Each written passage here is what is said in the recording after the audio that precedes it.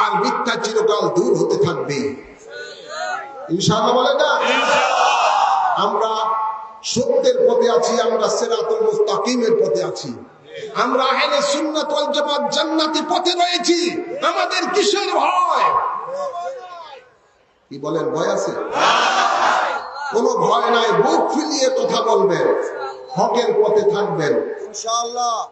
হকের পথে থাকলেই দেখবেন আপনার ডাইনে বায়ে আল্লাহর গায়বী বাহিনী আছে, ফেরেশতা বাহিনী আপনার সাথে আছে।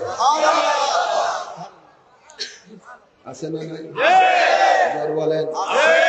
আমার মহান মুর্শিদকে একবার ওই কাকরাইল এলাকার এক জায়গার মধ্যে ওই ইয়েতে শান্তিনগরে, কালকে কাকরাইলের কাছে শান্তিনগরে দাওয়াত ছিল অনেক আগে। ওখানের মধ্যে কিছু দাওয়াত মেহমানেরা দেখলেন যে ওই সময় তবলিগেরা খুব বাধা দিছে যে আবেশাল মাদানিকে আপনার ওয়াজ করতে দিবে না, অনেক কিছু। তো হুজুর এখানে কোনো ওদের বিরুদ্ধে কিছু বলবেন না। হুজুরে বলে এখন আমার তাদের বিরুদ্ধে বলা ওয়াজিব হয়ে গেছে। কি হয়ে গেছে? ওয়াজিব হয়ে গেছে। যখন বাতিলের বিরুদ্ধে কথা বলার জন্য নিষেধ আসছে, তখন আমার জন্য সেখানে হক কথা বলা ওয়াজিব হয়ে গেছে, এমনকি ফরজ।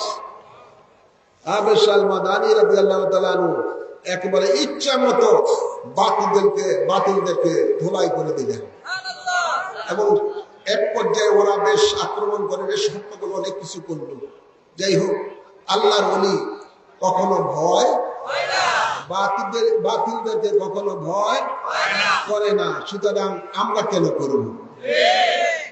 আমি সকল সুন্নি উলামায়ে কেরামদেরকে বলবো, আপনারা হক কথা বলার মধ্যে পিছপা হবেন না।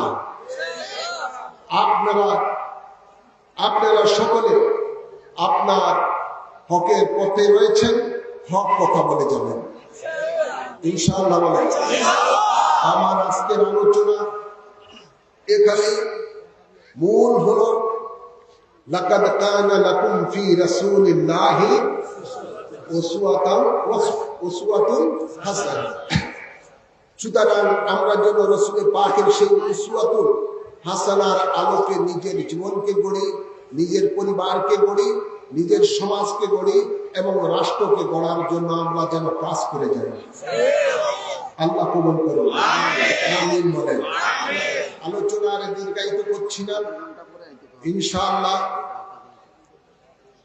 এই হক দরবার আছে।